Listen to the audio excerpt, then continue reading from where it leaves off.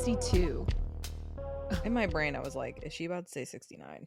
It doesn't make any No, sense. why not we would be on yet. 69, I don't but- have 69 on the spreadsheet yet. We haven't gotten that far.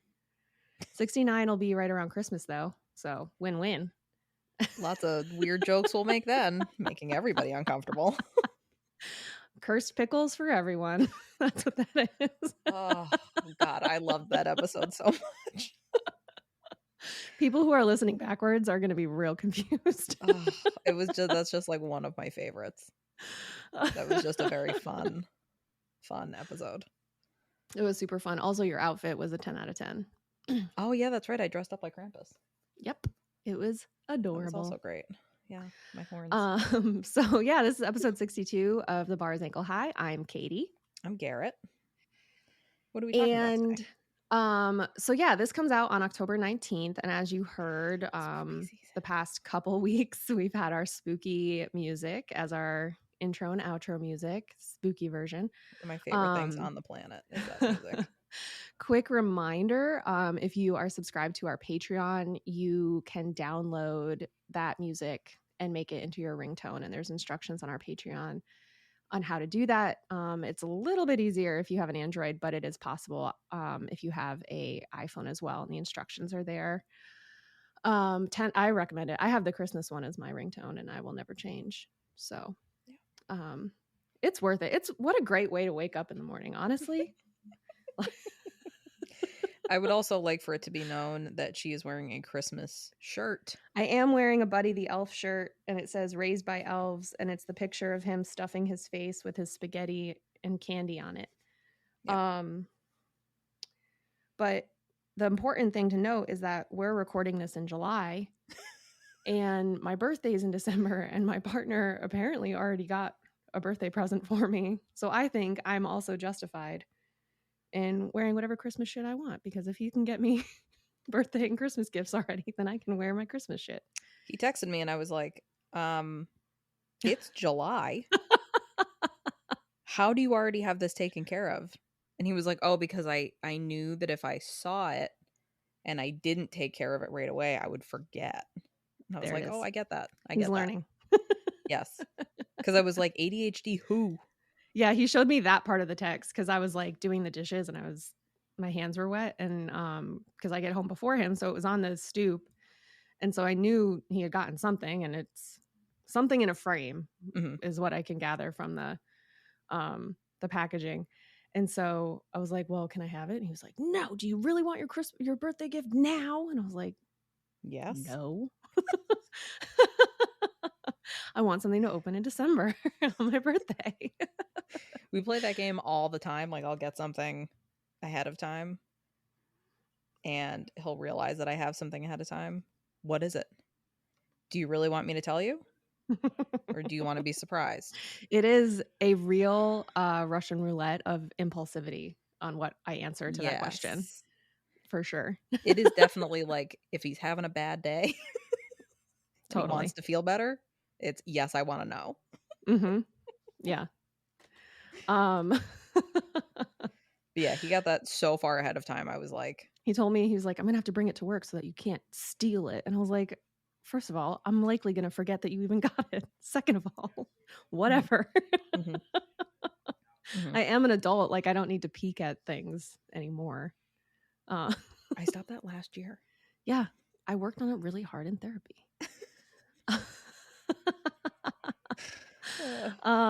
So we did this around this time last year, and I thought it would be interesting and just like a fun kind of annual thing for us to do, but the history of another mental hospital, asylum, sanatorium, old-timey nightmare fuel. Yeah, old-timey hospital. Last year we talked about the Willowbrook yes. facility in Staten Island. Yes, episode 13. Oh my God. I know. Feels like a million years ago, but also last month. Yeah, exactly. So do you have any guesses what we're talking about today? Me? Yeah, you. I guess, no, yeah. Who else? No, who the audience. Would you be talking to? Jesus Christ. I'm also very deep into the third trimester and I'm struggling. And let's hear from our audience. Can I just say, so the other day, I had to move my desk at work, and I had a I saw box that. on my desk of stuff, and one of my coworkers is looking at the box and goes, "What is that?" So there was like a strange object in there, but also a bottle of Dawn. And I point to the bottle of Dawn. I was like, "This?" She was like, "No, not that. The other item." I was like, that makes a lot more sense. Good point. Okay. So we are talking about the Pennhurst State School and Hospital. It's Where? located in Spring City, Pennsylvania. It's just outside Philadelphia. Oh, no, not familiar. It's also like next door to a town called Pennhurst, hence the name. Makes sense. Yeah. And this, I think, will end up being 3 episodes. Cool. It's because there's a lot. So in 1903, the Pennsylvania legislature authorized the creation of the Eastern State Institution for the Feeble-Minded and Epileptic. Oh boy. It was like colloquially called Pennhurst, and then later on its name got changed to Pennhurst State School and Hospital. Also, just a note, because this is so old, a lot of the verbiage used is really outdated, like feeble-minded. They also use the R word prolifically. Which we did, that came up a lot in Willowbrook too, where you're dealing with a lot of rough language. Yes. Yeah. It's a lot. They used words like moron, and the R word were actual like clinical diagnoses for your IQ level. But they also, like, epileptic was also kind of a catch-all term for somebody who would have like quote fits. So whether you were having a actual seizure or you were having perhaps like a meltdown because you're autistic and you're overstimulated, or any other number of things, like it was very much a catch-all, whoever just didn't fit into society. So epileptic. Yeah. A commission was formed to evaluate the number and current status of all the quote feeble-minded and epileptic people in the state to figure out how big this institution needed to be and what kind of services it needed to be capable of providing. They were like, "Don't worry, we'll understaff it and make it under supplied anyway." Well, at the start, it wasn't it was terrible by today's standards, but at the time, it wasn't all horrific. But the search, that committee found that 1,146 people classified as, quote, feeble-minded, unquote, were living in mental hospitals, which Wikipedia called insane hospitals, which is a choice. And 2,627 feeble-minded people were living in almshouses, county care hospitals, reformatories, and prisons, all of whom this committee found were in need of specialized care. So about 3,800 people in the state needed this care and weren't, I guess theoretically, the folks who were living already in a mental hospital were in a county care hospital were potentially receiving care, but the rest of them weren't. Either way. And even if they were receiving care, it probably wasn't good. Yeah, we'll get to that. The initial design was for the complex to have 2 buildings, one for educational and industrial department, and one for the custodial, aka quote asylum department. The idea being like they classified people into being able to be helped and potentially reintroduced into society, and then the people who were beyond help. So the asylum or custodial section was people who they classified as being like incurable of their feeble-mindedness or their epilepsy or whatever. Which is cool because like polio isn't curable. Like once you've had it, right, you just have the effects of polio. So like theoretically, somebody with like cerebral palsy would be unable to be helped and put in this. Which we The saw with Willowbrook. I mean, like, yes. I can't remember what his name was, but he wound up becoming an activist. And in Yes. that interview with Geraldo Rivera was like, I just want to like learn how to read better.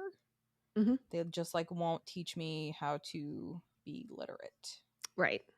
So it's just like, it's just wild, the very broad umbrella Yes. that people were put under. Right.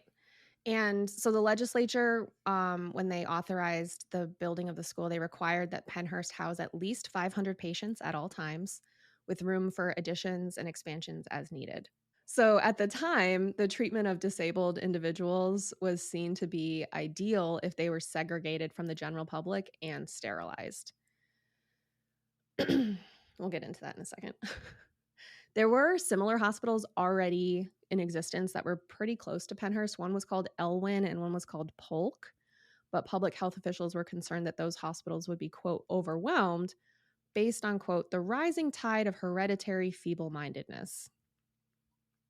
So just keep that phrase in mind. Wow. So construction began in 1903, and in 1908, patient number 1 was admitted. After 4 years of operation, Pennhurst was already overcrowded, and throughout its 79 years of operation, it housed over 10,000 residents. So How residents many were years? 79. Oh my God. Residents were classified into 3 categories when admitted: mental, physical, and dental. Mentally, Dental like teeth? yeah. Mental patients were classified as imbecile or insane. Physical patients were classified as epileptic or healthy, and teeth were classified as either good, poor, or treated.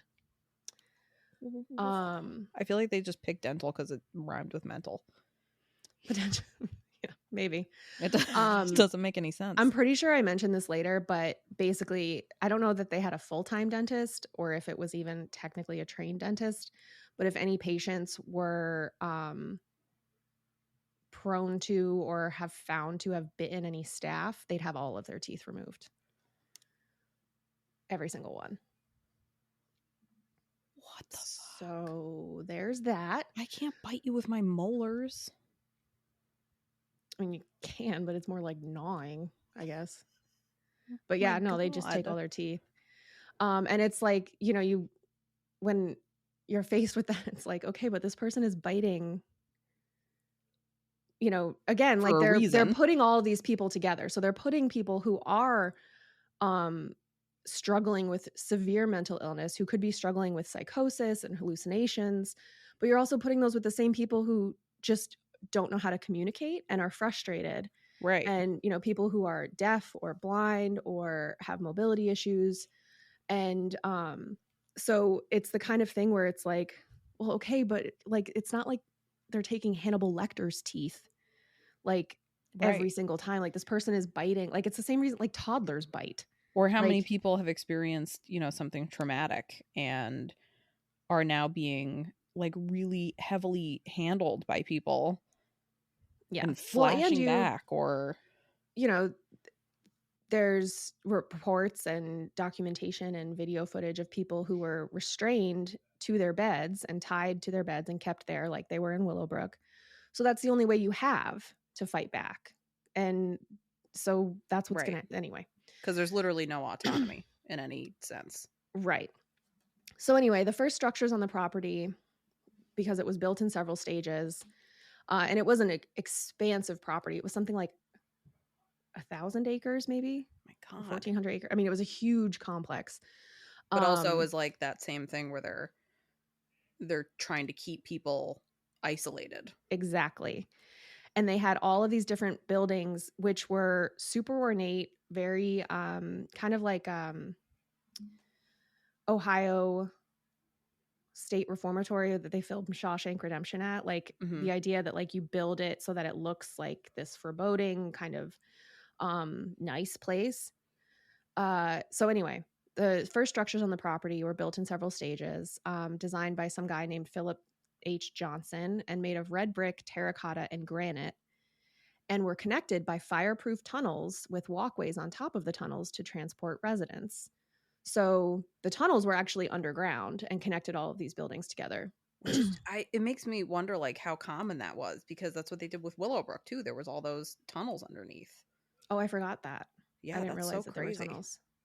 It makes sense, especially That's where in the that Cropsey guy Northeast. was hiding out Oh, I just thought in he the was in the tunnels. woods. Both. Oh. Um, it makes sense in the Northeast, especially before we started setting the planet on fire, Hmm. because you'd have a lot of snow in the winter and Yep. it'd be really cold and icy. And Pennsylvania gets a lot of like nor'easters and clipper systems because they're close to the water. Hmm. So it does make sense, and it makes sense for Willowbrook too. But it's just like it's just wild to me that they were doing that long ago, because I just feel like that's Yeah. such an undertaking construction wise. Like if you told me now that I had to build Right. even like a French drain in the backyard, I'd be like, ugh, kill me. Um, the first buildings also had a steam piping system, meaning that this place theoretically had hot and cold running water in the early 1900s, which is kind of wild. Especially for that scale. Hmm. The residences themselves were mostly made up of small rooms with 2 to 3 beds, a few small dorms with 8 to 10 beds, and then a large day room for exercise. Now, these are just the initial buildings, so it gets worse. Hmm. But that was the theoretical design, was that that would be the setup. Um, Also, the Pennsylvania Railroad, of monopoly fame, created a Pennhurst station so that coal and other supplies could be easily delivered directly to the hospital. Apparently, some of these tracks are actually still visible behind some of the buildings, and so they actually ran pretty close to several of the structures. And fun fact, you can currently walk the trail that this line ran on in the Schuylkill River Trail if you're near Spring Hill, Pennsylvania, and you want to get haunted. Uh, Wow. Also, you think about yeah, like a facility that's big enough that needs its own rail line to be able to get supplies to it. And yeah, also I know like it's further that distancing them from like a correct. Yeah, there's neurotypical no reason for population. anyone there to leave. Right. Everything will Right, right. come to them. Yeah. Pennhurst, it also, of course, also had its own, hospital and infirmary and morgue with a crematorium. Um, Pennhurst was considered revolutionary at the time. It was part of a growing national trend to separate folks with intellectual and developmental disabilities, which at the time were called um, things like defective, degenerate, unfit, or feeble minded from Oh Lord. mainstream society. And if it sounds familiar, you guessed it, it's from the American eugenics movement. Oh my god. Yeah. So part of the reason, like you said, that Pennhurst was so secluded from the rest of the world and it was kind of built as a city unto itself is because, the white guys in charge were literally worried about intermixing the genes of the quote feeble-minded with the approved genes that they liked. Oh, so it was even worse than like out of sight, out of mind. It was It literally like was we don't want them commingling. yes. Jesus. And I was watching something, I watched like a ton of YouTube stuff. And somebody claimed that the feeble-minded woman was the most dangerous of them all because she could blend into society and procreate at will, basically. Like whatever. So so this is the reason ultimately that the campus was designed with a separate female ward to keep also the sexes separated from each other, at least as far as the patients were concerned, while on the campus. At the time, Pennhurst's chief physician quoted, this was like in 1918, quoted Dr. Henry H. Goddard, a leading eugenicist, in the physician's biennial report to the legislature, which said, quote, every feeble-minded person is a potential criminal. The report went Damn. on to say, It's and a this hot whole thing is take. a, yeah, that was what the eugenicist said. That was his thing. But anyway, so Well, this shock. report goes on to say, and this is a huge block of text, but it's a quote and it's just fucking wild. It says the general public, although more convinced today than ever before that it is a good thing to segregate the idiot or the distinct imbecile, they have not as yet been convinced as to the proper treatment of the defective delinquent, which is the brighter and more dangerous individual. It is now generally understood that feeble-mindedness is in the great majority of instances the direct result of hereditary transmission of mental defect. It is also known that the feeble-minded female is very likely to bear children and that these children are almost certain to be defective or in some way permanently dependent. The feeble-minded girl is more of a menace to society than the feeble-minded boy. Statistics show that feeble-minded girls and boys marry in the ratio of 3-1.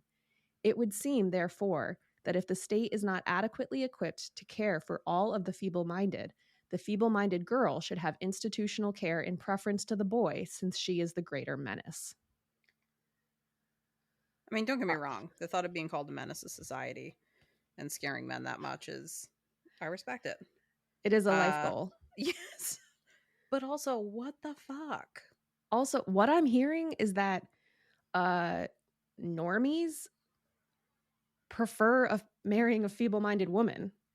Like, that's what I'm hearing. They like that this woman is not able to express her will and exercise her free will as much, and therefore they marry at a ratio of 3-1. Like, that's what I'm hearing.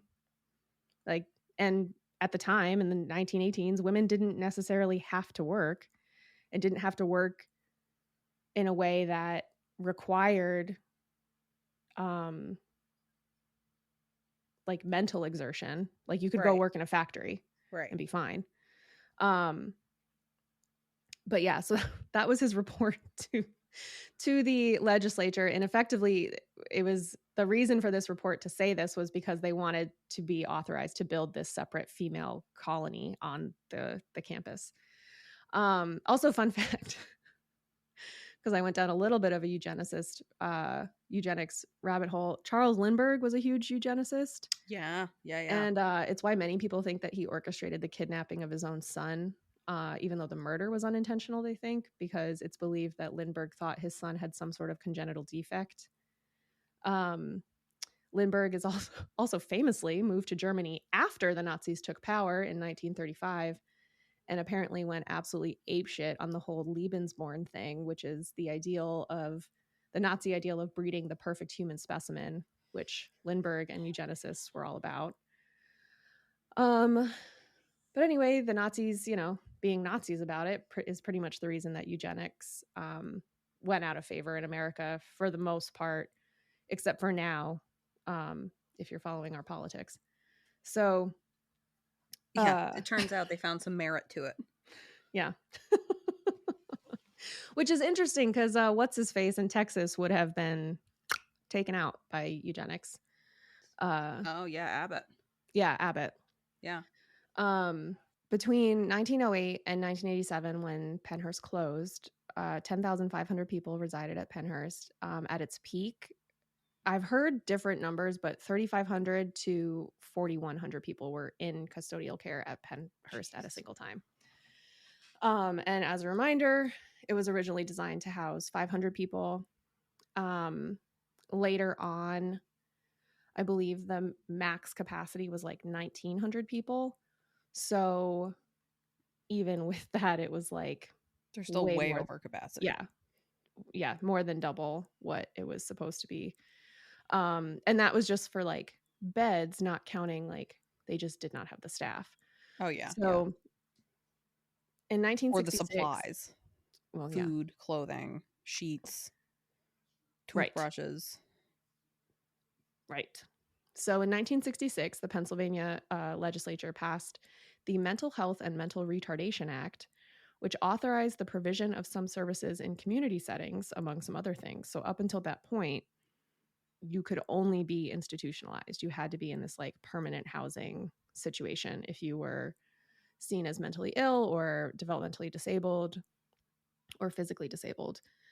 I guess if you were physically disabled, it was kind of like up to your families, but the gist that I was getting was that because this was run by the state, a lot of orphans and people who were taken from their families ended up there because they had a lower IQ, which we'll get into, but it's like very plausible that these people with lower IQ just weren't being made to go to school.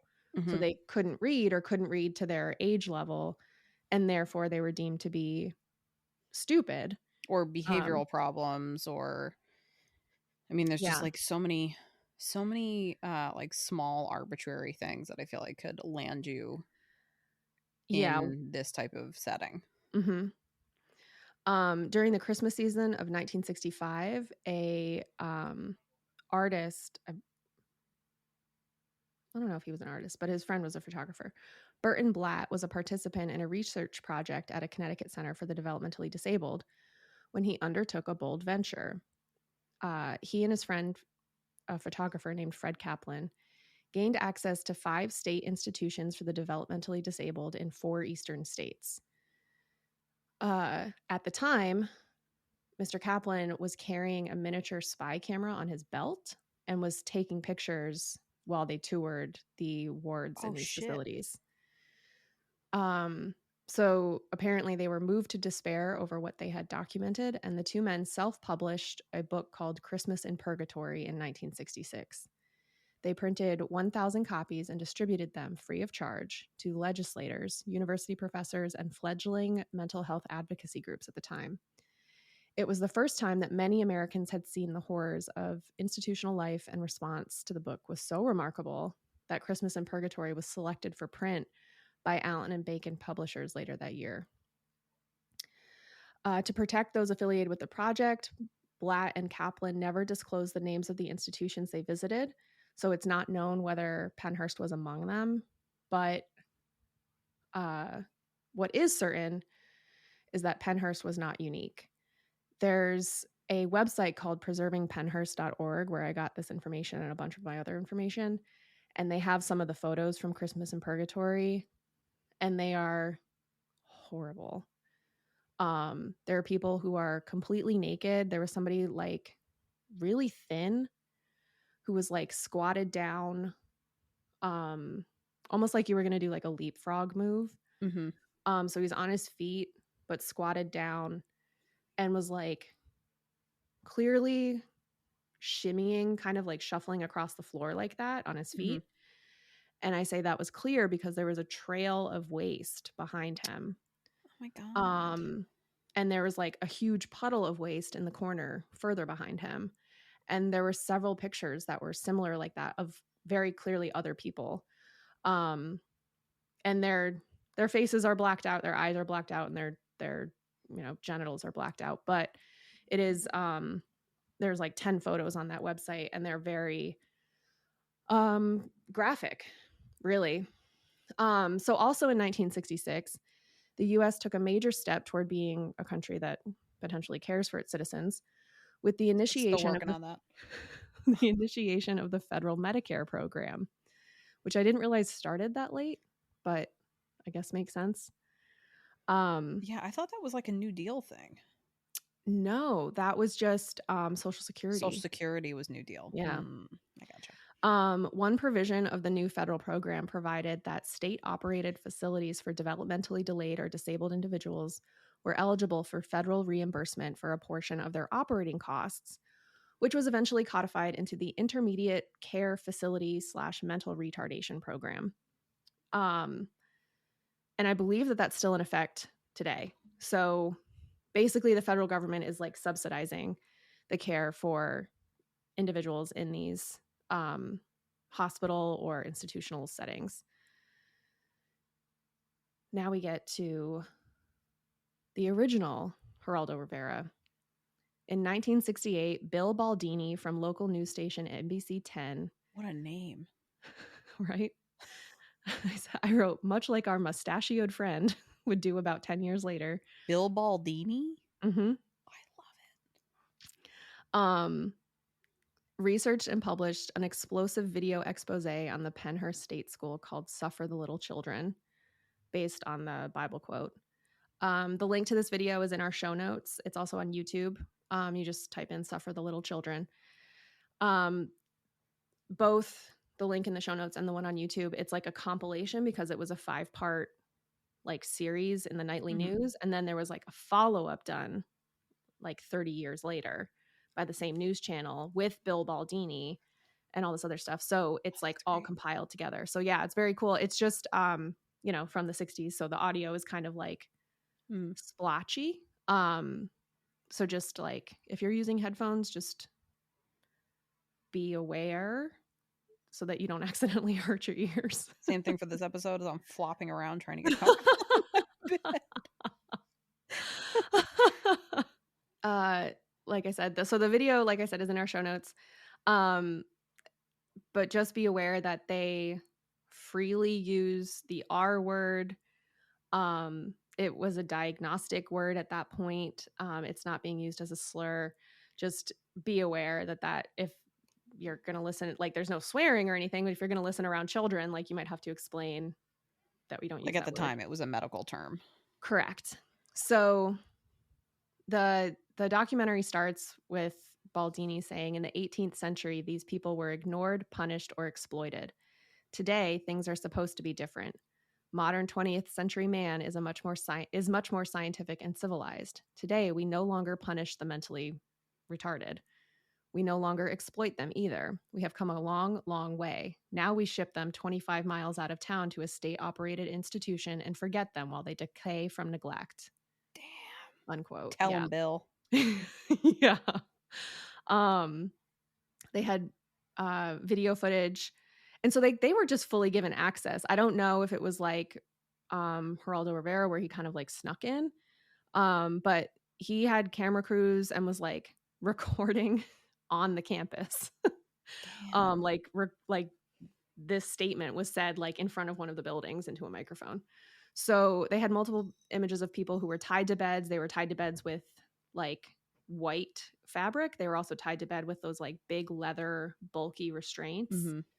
Mm-hmm. There were people who had some sort of mobility issue, I would say, like almost like club footing was Mm-hmm. shown a lot, but I don't know if it was like a contracture or like actually just being born with a club foot. Um, and they describe in the expose, they described grown people living in quote cages, cribs, and beds. These people were half clothed or not clothed, shoeless, and were stimming alone on a concrete floor. Lots of rocking back and forth, lots of like auditory shouting or stimming. And the expose was titled Suffer the Little Children because the staff of Pennhurst called all residents children, regardless of their age or abilities, which I think it's not mentioned in the documentary, but they did not separate people by age. They only separated them by sex. So a child would be in the same dormitory as a grown adult. That's And wild. so they had children who never didn't learn to walk or crawl until they were like 5 or 6 because they didn't have the staff to teach Right. them how to walk. Right. Because similar to Willowbrook, it would be one aide for every 100 patients. Yep. And they'd have a whole floor of them, and it just is what it is. Like it's, Right. you know, And it's like Willowbrook, they had a problem with there's a lot of people who wound up with like a pneumonia because Mhm. they were eating food that was like basically just like liquid, Mhm. and they were Aspirating. feeding Yeah. themselves and they're aspirating food and they're not getting moved around and they're laying in these beds for how long with inappropriate clothing that's not good for like the season. So I mean, these drafty old buildings Right. with all Exactly. this like tile floor, like there's just no like warmth, comfort, security. I mean, you think Right. about things like on such a fundamental level, like Yeah. like being able to take care of yourself and When feed you don't yourself and learn how to take care of yourself, if right. that's where you've lived your whole life, and they say in the documentary, in 1908, they were put here as a lost cause and then they've never left. So Mm-hmm. in 1968, 60 years, they've lived there and never left. So if you're never taught how to brush your own teeth Mm-hmm. or, wash yourself, then, It's so what are you going to awful. do? And you're, we'll get into it. Um, so at the time of the expose, there were about 2,800 residents. And So they many. were There were only 9 medical doctors and 2 psychiatrists working there full time for the For 2,800. 2,900 people? Mm-hmm. My God. There were at the time 900 female patients at Pennhurst, but no gynecologist on the full-time staff. The expose Which they noted probably that, weren't worrying about because they were just sterilizing everybody.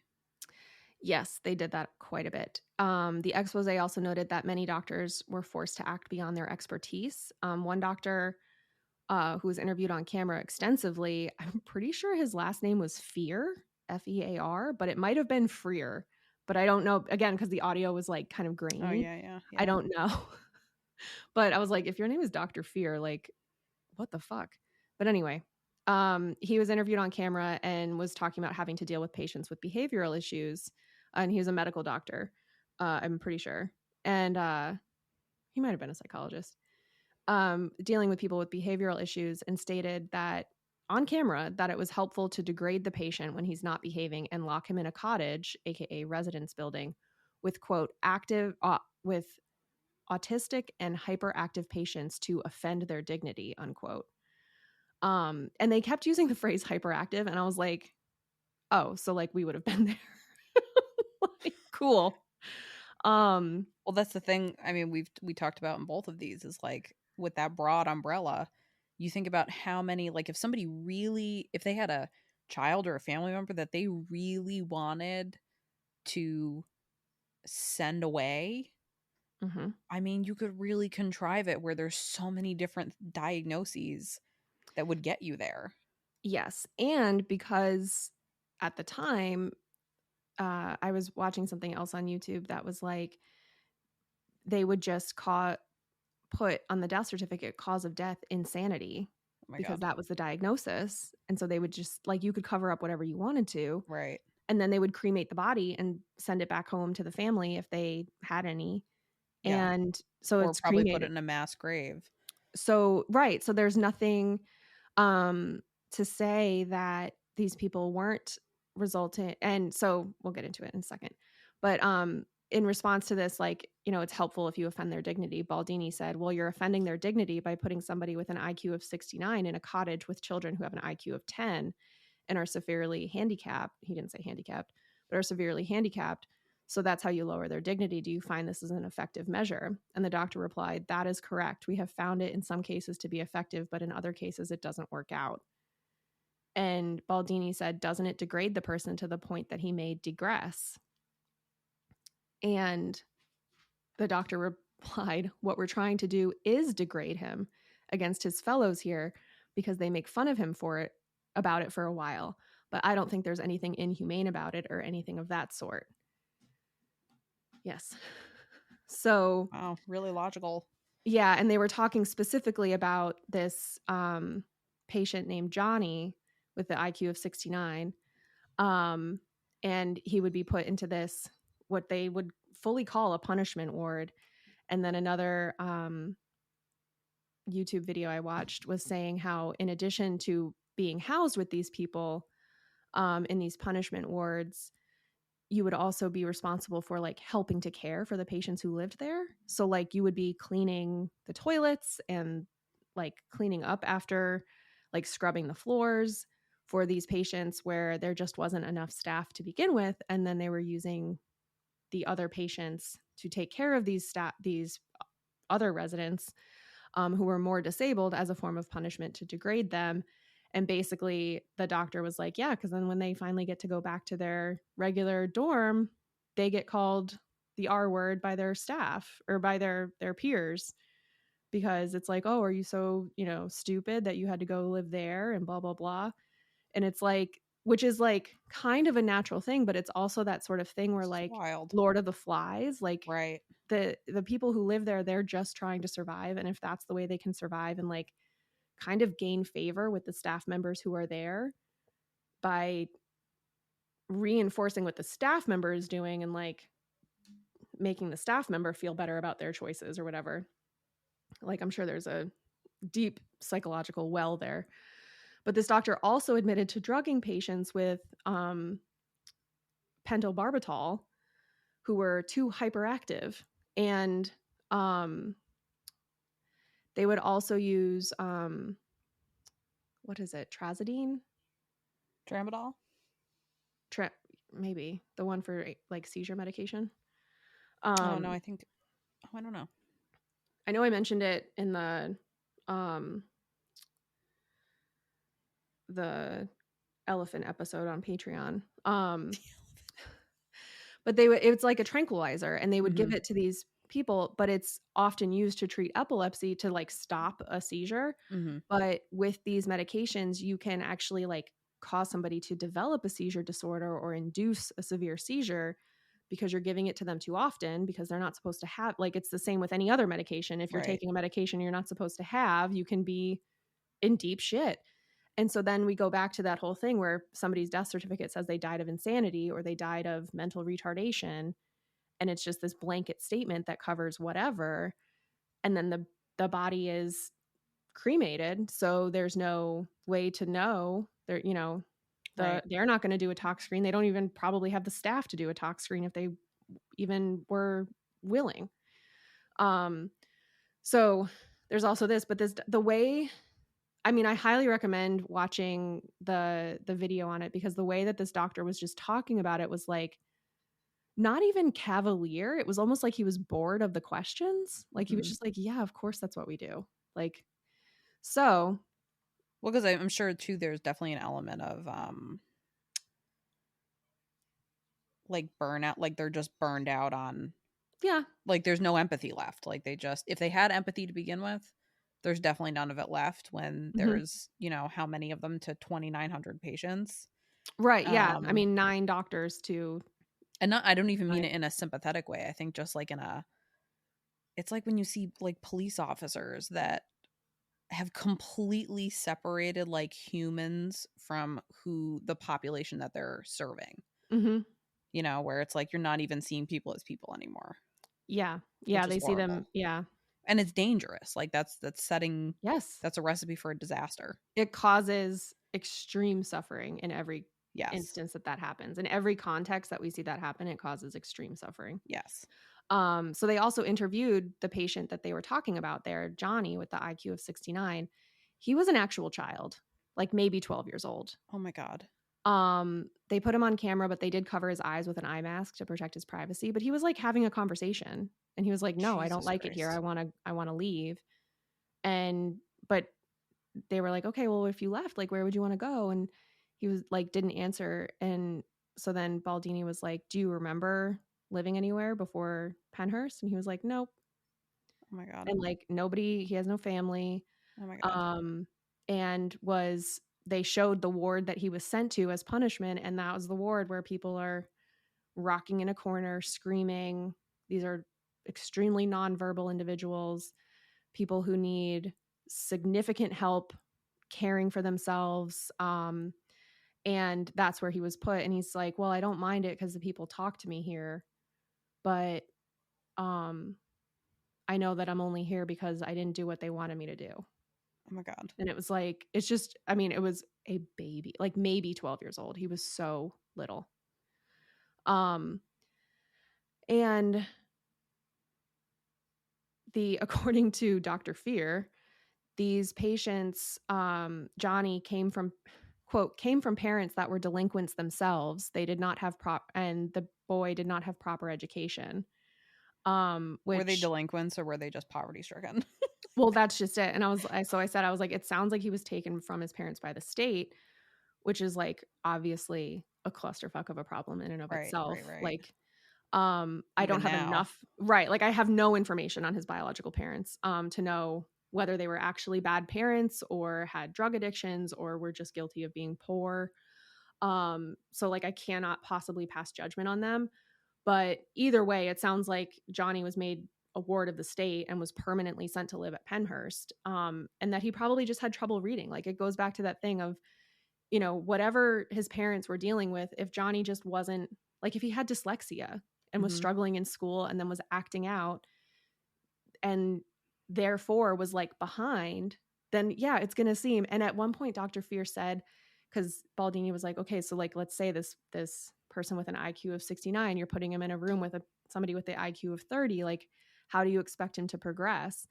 And he was like, well, the IQ is relative. And I was like, he didn't say relative to what? And I was like, is it relative to like how much education you give them? Because I would argue that's probably, if you're using people to like, if that's how you're gauging it, Right. And like, then who is this supposed to help? I also saw something that Or is it just like they, taking people off your plate so you don't have to deal with them for, a month or however long you're putting them I together? mean, probably that. Yeah. I saw this other thing where somebody was saying that they gave the same like IQ test to every patient that came through the doors.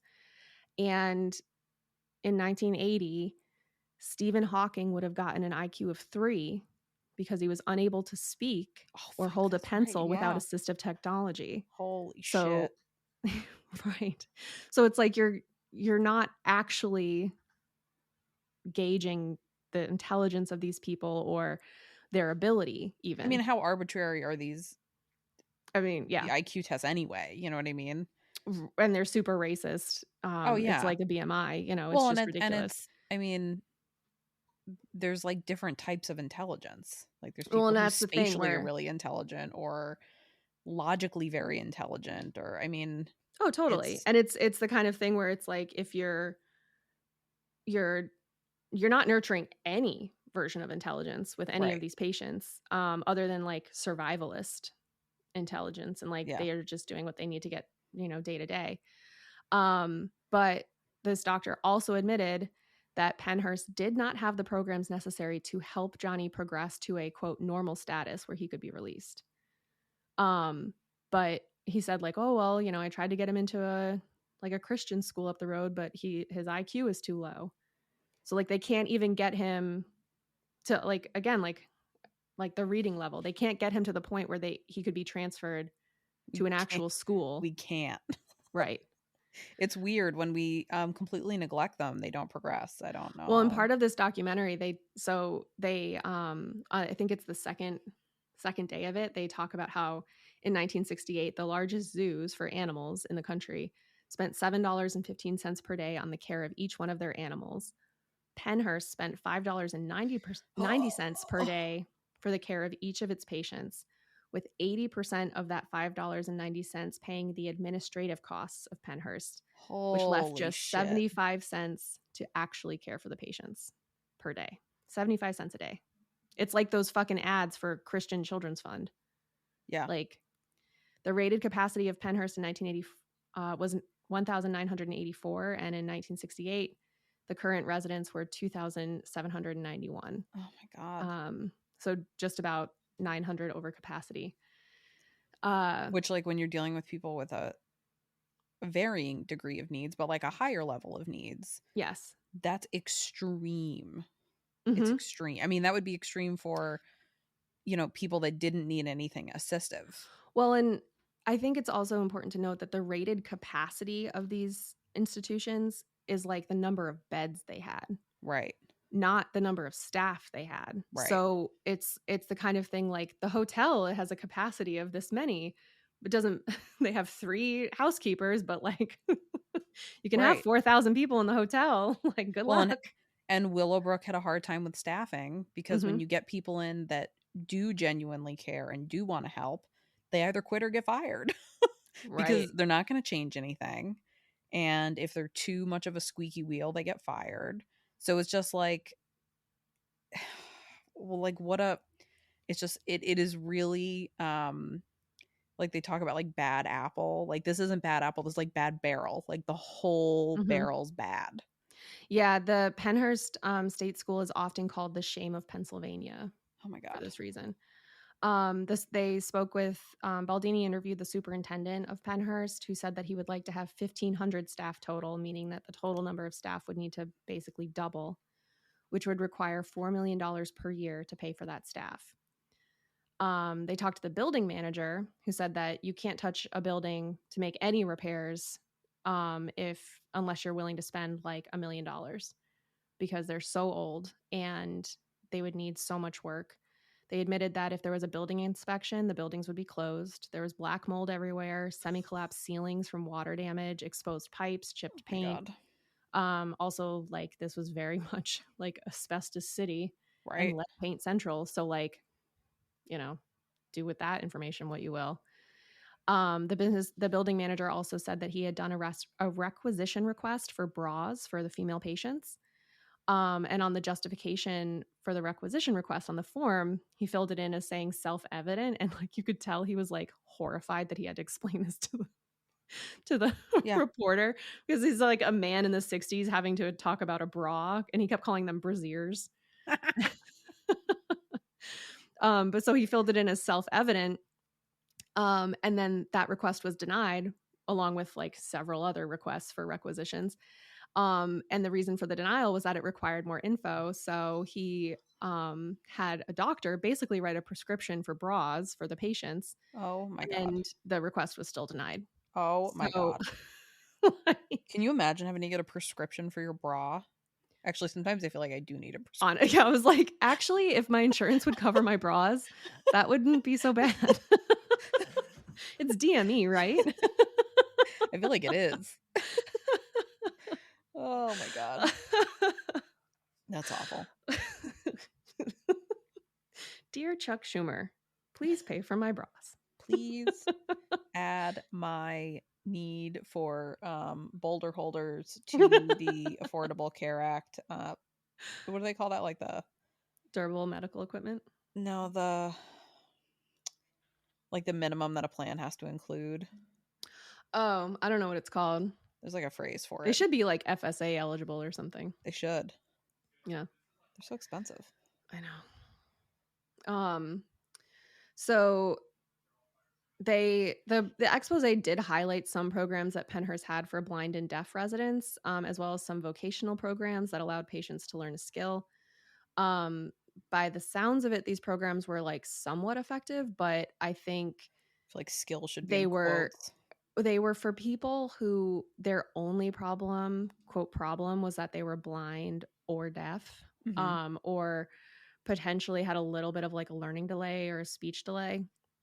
Um, I think based on what everything that I read and watched, like the staff at Pennhurst could help folks who just needed to like learn like fine motor skills or something. They could handle that. It was when that was like coupled with behavioral issues or mental health issues or severe mobility limitations, that when there was like no real ability to communicate with the Mm-hmm. patient, that's when things fell apart. And unfortunately, most of the residents of Pennhurst had multiple things that they were dealing with and that needed treatment. Well, and even then, um like if you're constantly putting out fires, how much time are you going to be able to sit and work on someone's fine motor skills? um Also, just only 7% of the total number of patients were enrolled in the rehabilitation projects, because there was no 7%. yeah, 7 Jesus of the Lord. 2800. um to like 200 people. Oh my God. Ever. Right. Not ever, I guess, just at the time of the documentary. Oh, okay. But yeah, I mean, at a time, they could only do 200 patients to get actual like acute care, And even basically. then, it's like, I don't know how much I buy it. You know what I mean? Yeah, I mean, that is a self-reported Yeah. thing. Um, Trying to make Also, themselves look good with a hot 7%. yeah, there's also reports, of course, like you had in Willowbrook, of patients being punished if their family members tried to get them better Mm, care, if their family members complained. But a lot of patients were simply just never visited by family. They were my just left God. there. Um, and again, like I think part of that is the time where they were Mhm. told, these people need to be separated from society. They don't belong with us. They were, a mistake, quote unquote. Um, and then part of it is a lot of these families just did not have the skills. Like they knew that they Right. were out of their depth. And um there's significant privilege in being able to personally care for somebody with extreme medical needs, Right. and not having to have them in an inpatient facility of any kind. The doctor that we talked about before also described, like, with a weird amount of pride, um, punishing a patient by who was, I guess he found he like hit another patient, So he punished the patient that started the fight by, quote, injecting him with the most painful injection they had that wouldn't do any harm to the patient. Yeah. And like, I guess his comment, the patient said to him, like, oh, well, what are you going to do about it? Like, you can't touch me. And he was like, the doctor's response was, by the end of the day, you'll learn what I can do. And then at 7 p.m., apparently coaxed him into voluntarily lying down on the bed and then injected him with this, whatever it was. He didn't say what it was, but it was something painful that apparently wouldn't do harm. So I think Dr. Fear was a psychologist and was asking the medical doctor, what can I inject him with? So, yeah. That's nuts. Mm-hmm. That's so sadistic. Yeah. And it's the kind of thing, it kind of goes back to our medical bias episodes where we're talking about how like a lot of it is learned by like medical students learn it from their teachers. Mm-hmm. And my neighbor's dog is going nuts, so if you can hear that, sorry. No, I don't hear it. Oh, good. But it's that kind of thing where, you know, the psychologist says to the MD, can you know, what can I inject this person with without hurting them? Basically, like, how hard can I hit them without leaving a mark is the question he was asking. And the medical doctor was like, oh, this is the answer to that question. Like, without, I guess, contemplating the fact that he was going to use that information to actually harm somebody. Like, what? It's just fucking wild. So while this whole thing was airing, the main desk anchor at NBC 10 had an interview with then Vice President Hubert Humphrey and mentioned to Vice President Humphrey this expose that was going on and like asked his opinion on it. So apparently Hubert Humphrey's first granddaughter was born disabled. And his description of her was, quote, she is a beautiful child and we've seen what can be done with love and care and specialized training. Oh. Yeah, I know. It was very sweet to hear him talk about it. He noted that they are privileged and they can afford to send their granddaughter to a private school, but, quote, not everyone is so lucky and not everyone can do that, which I thought was also very, like, progressive. Yeah, mind blown. I mean, it sounds like something somebody would be saying today. Exactly. And so he also stated, he said that you will never have love returned to you the way love is returned by a disabled child, calling it God's true love. He said, I get more joy out of our little Vicky than I have ever experienced. He said, if you can care for a child at home, that's the best place, but there are many that can't, and they need institutional care. He also said that state legislatures must remember that every child is entitled to all care and protection that you can give that child. And he said a disabled child is entitled to all the education that you can give a normal child. And he may not be able to learn as much as a normal child, but he is entitled to get as much as he can get. Wow. He said school systems must have specialized systems for the mentally disturbed and the mentally challenged. And he said, quote, if it's not good, then it's shameful because this is a great country and this is a rich country, which is very great and very rich and has no excuse. Damn. I know, like scathing review, but it was like, it was just so interesting what his response was, because it was like you would never hear that from a politician today. Right. Like it was so direct. And even in his in the language that he was using was like, it wasn't, you think about how much of this language has been like very again, like lacking empathy. Whereas when he's talking about things, he's like very empathetic in the way he's speaking. Wow. Yeah. Mind blown. Again. Yeah. And I mean, I think at one point he did say in the interview, like, you know, I didn't know until I had this granddaughter. Yeah. So, you know, even he acknowledged, like, if you had tried to talk to me about this, you know, 15 years ago, I would have given you a totally different opinion. Like, he didn't come out and say that. But which is how life is supposed to be. Yeah. It's supposed to be something where like you experience things and it changes your opinion.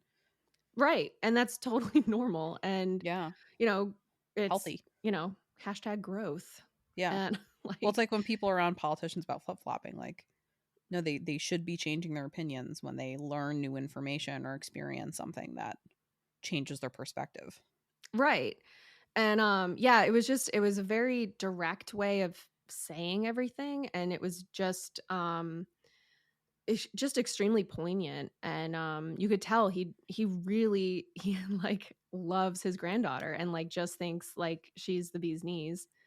Um, so it was just very interesting. So after this documentary aired, or this expose, there was obviously public outcry, which eventually resulted in the state of Pennsylvania pouring $16 million into Pennhurst, which was used for more staff, better food, appropriate clothing, and fun frivolities like toilet paper.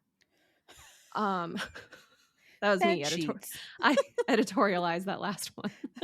But that's, I mean, it's like at Willowbrook when that one doctor was like, they need to be eating food that's not moldy. Right. Like the food that you're trying to serve them is rotten, and they can't The be eating female rotten patients food. should have a gynecologist. Like they should have a doctor Right. capable of examining female anatomy. Right. And like, yeah. Despite the expose, though, things didn't really change very much. Injuries were super common. They continued to be common, especially, again, due to the lack of staff. In January 1977, there were 833 minor and 25 major injuries reported. Oh my God. In 1 Um, year? I think it was in a month. What? Yeah, because it says just January 1977. Jesus Christ. I mean, either way, like even for a year, It's still nuts. it's like half your population has an injury. Right. On January 8th, 1975, a patient was reported to have bit off 3/4 of a patient's earlobe while the other resident was asleep. Not too long after this, another patient was they Mike Tyson'd. Mhm. Not too long after this, another patient was reported to have pushed a resident onto the floor so hard that the resident who was pushed died. Yes. Holy shit. But this is also what happens when you house people together who, like, some people are handicapped and Mhm. are mentally and developmentally challenged, and then other people are just mentally ill. Mhm. And when you have those groups mixing together, and also vast age ranges, Right. you're going to have these types of incidences, particularly when they're also not being supervised or watched or cared for. Right. And I mean, like we were just talking about this the other day, my spouse and I, when you look at like houseless people that are experiencing sleep deprivation, because Mm. how well are you actually sleeping when you don't have a safe place to sleep? Oh, yeah. And Shoot, that's true. how much Yeah. mental illness is exacerbated by sleep deprivation. Yeah. So it's just like a cycle. So you look at this like, if your basic needs are not being met, Mm-hmm. how much, and you're not sleeping well, you're not like your schedule isn't being regulated, you're not eating nutritional food, like you're probably, I mean, how many other medical conditions could they possibly have that aren't being treated? And how much is that like just exasperating any symptoms that they have? It Right. just turns into this like cyclical thing where it just gets worse. Like they just devolve Yeah. over time. Yeah. It becomes this like whirlpool of quicksand where like you Yeah. just are drowning and you can't get out. And it's that thing of like, what did you expect, like, Yeah. when you treat people like this? So yeah, so I mean, there was still, significant staffing shortages. And 10 years after this documentary aired, there was, the problems either resurfaced or never went away. And unless that $16 million is going to continue to get renewed by Right. the legislature, then, and I think especially when it comes to the care of the, less living, quote unquote, the less valuable to society, it's very easy to be like, okay, we fixed it, goodbye. Mm-hmm. And then And like just do the same thing. they check off the list and then it goes away and it's never handled again, rather than seen as a continuing line item. We Like gave you toothbrushes potholes. 5 years ago. What do you Right. want? Yeah, exactly. How many clothes do you need? Truly. And there was actually, when to some extent I get it, but there was footage of children moving into a new dorm, and they were like carrying their clothes with them, and they like put a pile of clothes on the table, and then each kid just went over and grabbed a shirt. So like they didn't have stuff of their own, which on the one hand I understand, because if you're washing all of these clothes, like washing them and then getting them back to the patient would be like such a fucking undertaking. Right. But it was also just one of those things where it was like, you get what you get. Hopefully the shirt you picked out doesn't have a hole in it, kind of thing. So in any event, in 1971, the Pennsylvania ARC chapter filed a lawsuit against the Commonwealth of Pennsylvania seeking access to education for all children. The lawsuit challenged the constitutionality of excluding children with intellectual disabilities from public schools, which, if you've ever seen Forrest Gump, is what happened. Like, that's why the start of that movie, that's why she was fighting and slept with the principal to keep her son in school, because otherwise he would have been institutionalized, because there were no special needs classes or special education classes in public schools at all in the 1970s. Yeah, because everybody was put in institutional settings like this. Right, because it just fully was not covered by public schooling. And So I just either saw a headline that Florida still does that. Florida does not have kids integrated into regular schools. I mean, like, tracks. Not a big surprise, but also, like, what fucking year is it? Well, in Florida, it's 1968. Yes. So in 1971, the Pennsylvania ARC filed this lawsuit challenging the constitutionality of excluding children with intellectual disabilities from public school, because current state law assigned the education responsibility for such children, the children with disabilities, to the Department of Public Welfare. And as a result of the exclusion from public school, the lawsuit alleged that large number of children with disabilities were institutionalized while school-aged. The suit was eventually settled in 1972 via a consent decree, which just means that the judge also signs off on it. But that consent decree became a model for the National Right to Education law that was passed in 1974. Wow. Yeah. So on December 7th, 1973, there was a case of Souter v. Brennan. The United States Supreme Court upheld a lower court determination that the minimum wage and overtime compensation provisions of the Fair Labor Standards Act applied to persons residing in state-operated facilities for persons with mental retardation and mental illness who provide work that would otherwise be done by paid employees. So this is the thing. It happens currently with American prisons as well, but where they have these vocational programs and then they sell those products to the general public. The Supreme Court found that you have to actually pay the residents minimum wage. You can't just have them do this and say they're getting experience. And so, but it wasn't until 1973 that like institutions in America. So part of this ruling puts an end to peonage, the practice of using unpaid labor of residents to operate facilities such as Pennhurst, which then made the continuing operation of those types of facilities more expensive because they couldn't internally subsidize it. Oh, I know. Like that, they were like, well, wait a minute, where are we going to get all our money from? And apparently, again, according to that preservepennhurst.org website, some of the residents were making like gorgeous wicker furniture, like gorgeous. Then they were just selling it and not getting paid to make it. It's just fucking wild. And like, yeah, I'm sure that the residents benefited from having something to fucking do, because who wouldn't? But like, yeah. So anyway, this required that they have to pay them. Also, side note, Goodwill does not pay their disabled employees minimum wage because they are not a state-run institution and they don't have to. So don't shop at Goodwill. Everything. So that brings us to the 1974 class action lawsuit filed in federal court on behalf of former and current Pennhurst residents against the institution, the superintendents, and state officials responsible for Pennhurst's operation. And that's where we'll pick up next week. Ooh, that sounds good. I can't wait. Good job. Thank you. Yeah, no, it's just we're exactly halfway through my notes, so and we're I mean, I know, like when I was doing Willowbrook, I had to really try and condense things because there's just so much. Yeah, and this goes on for until it continues. So there's a lot of information, and Yeah, it's just crazy. And like I said, preservepennhurst.org is a great resource. And I'll talk more about it next week. But yeah.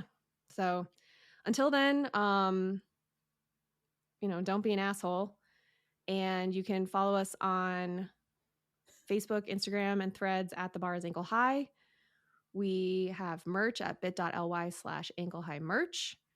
We are on Patreon at patreon.com/The Bar is Ankle High.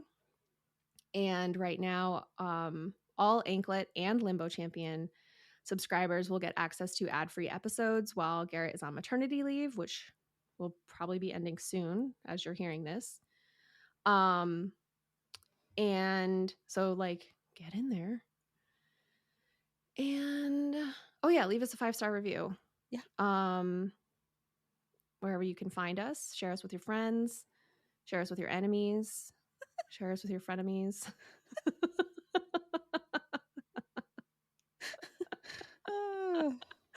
Am I missing anything? I don't think so. No, I think you covered all the bases then. All right. Friends, enemies, and frenemies. We're good. Yeah. So yeah, in the meantime, fight the power. Fight the power. And we'll see you next week for more crazy information. Because the bar is ankle high.